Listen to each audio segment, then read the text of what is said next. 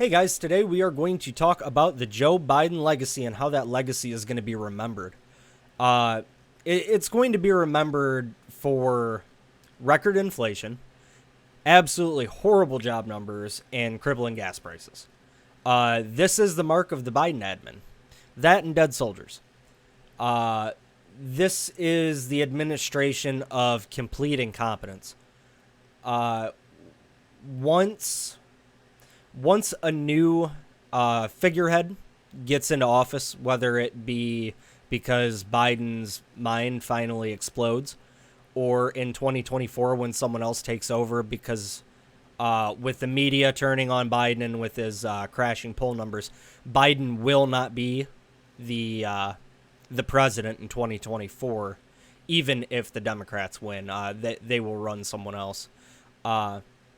But once that happens in 2024 or whatever point in between, and the activists and the media look back on all this and no longer have to throw cover to him, he's going to be remembered in right-wing circles, left-wing circles, progressive circles as one of, if not the worst president in modern history. And I think there's going to be a conversation of him being the worst president that we've ever had. He'll at least be mentioned in that conversation. But anyway, Biden posted a graphic on Twitter showing how many jobs he created within his first year in office compared to the last four Republicans. This is kind of funny considering he decided not to throw his former boss on there. Apparently, he didn't want to throw shade at him. But this completely lacks context of what happened over the last 2 years. This is just an example of the media and politicians giving you one side of the story to try to dictate how you think. What this doesn't tell you is that over the last 2 years, through all the COVID restrictions, this, that, and the other, and the severe lockdowns that we had, all of these jobs that he's creating, quote unquote, came from governors easing restrictions on their workforce, on their economies, and allowing these people to go back to work. None of these are new jobs. These are just, or I shouldn't say none, the majority of these jobs are just people going back to work. It's nothing aside from that. Joe Biden has created absolutely nothing. Excuse me.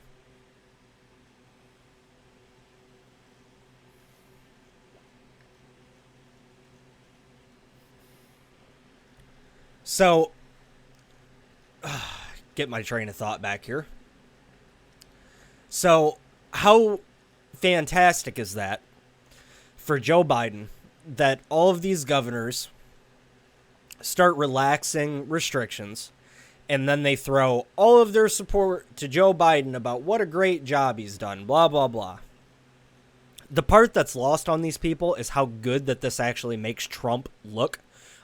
In the graphic that they posted, he created somewhere around 1.8 million jobs. And this is where the mental gymnastics set in. You have Trump taking over for the Obama Biden admin. And supposedly this was an absolutely roaring, fantastic economy that Trump came in and made better. He took something that they claim that was fantastic, which isn't true, by the way. It was one of the worst, most stagnant periods of the economy.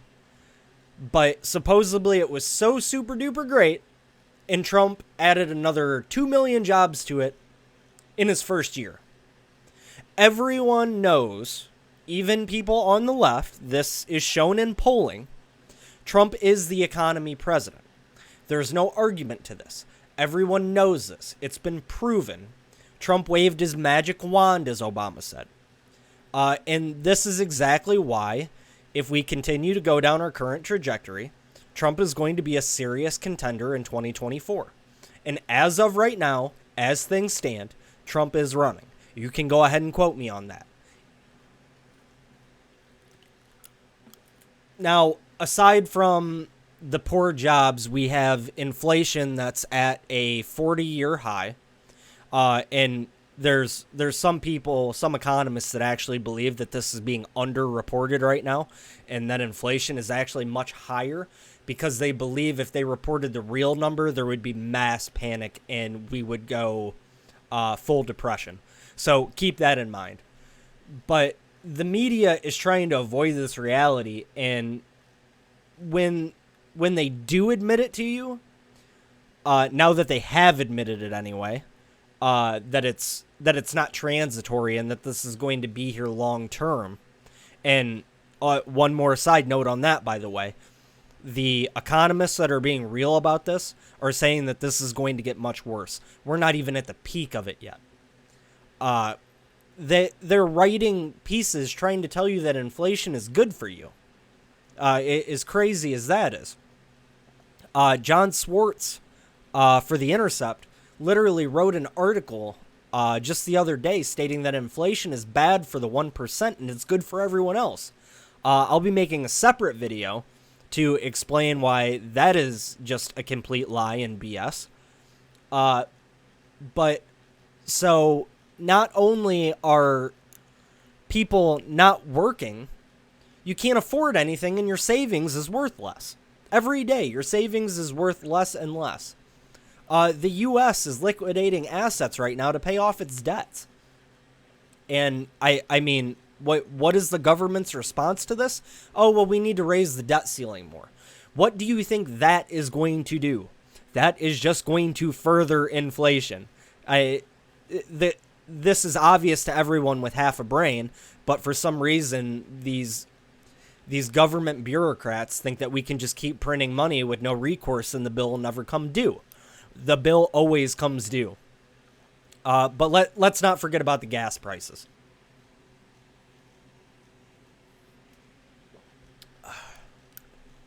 The gas prices and the attacks on the energy sector. So Biden and the media are just thrilled with this administration because we've seen a temporary, I believe the average was 10-cent reduction in gas prices over the last month or two. They're crediting this to Biden dipping into our reserves. Okay, but you didn't solve any of the underlying issues. They all still exist. Biden's out there trying to blame Russia and OPEC, saying that it's because they're intentionally keeping output low and not exporting enough. So even if this is true, it's a non-issue for the U.S. Am I the only one who remembers, not so long ago, under Trump, when the U.S. became the largest exporter of oil in the world? This was just within the last 2 years. We have all the oil that we need right here. We have the ability to do it. We could boost the extra production that we need tomorrow. But instead, Biden decided to cancel the Keystone Pipeline. He's axed energy contracts across the country, and he lifted sanctions on Nord Stream. Well, I mean, isn't this extremely reminiscent of the Obama years? Who would have guessed? So now the reason that I'm pointing this all out, aside from the fact that I'm trying to help you guys stay informed, is to show you that the only reason that they're pushing this is because they think you're stupid. They know that this is a lie. You know, everybody thinks that these politicians are stupid, which I'm not saying they're not, but they're malicious more than anything. They're absolutely aware of what they're doing, and they know that the only way that these lies are going to be bought is if the people that they're selling them to are stupid. And you know, it's sad because there's enough dumb people to believe this. Thankfully, people are starting to wake up. Biden and Harris are absolutely crashing in the polls, so I do have a little bit of hope on that front. But none of these problems across the board are showing any signs of slowing down. They want you to think that everything is okay because of their own personal interest and their own agenda. Once again, because every politician is so self-serving. But what they're gonna do is the same exact thing that they did in '08, and I know some of you who watch this will remember '08. Some of you who are around my age and weren't all that interested in politics at the time, you might not. But what happened in '08 is the media was out there every day. The Bush admin was out there every day. All these Democrats were out there every day telling you how great the economy was. Everything is fantastic. Don't worry. You need to get out there and you need to invest your money. And then all of a sudden, the floor fell out from underneath it and everything collapsed. And people were caught with their pants down because the media was telling them over and over and over again how fantastic everything was. This is the exact same thing. This is history repeating itself. What these people are doing is absolutely pure evil because people are going to be hurt by this. When the bottom falls out of everything and Joe down the road, has no money worth anything left to his name, and that may seem hyperbolic, but that is exactly what happens under recessions. People don't have money. They can't afford things. They can't do this. They can't do that. They can't feed their family. This is pure evil. It's getting worse, and I absolutely hope that every single one of you are ready, just in case I'm right, and I have a good feeling that I am. So brace yourselves. Thanks, guys.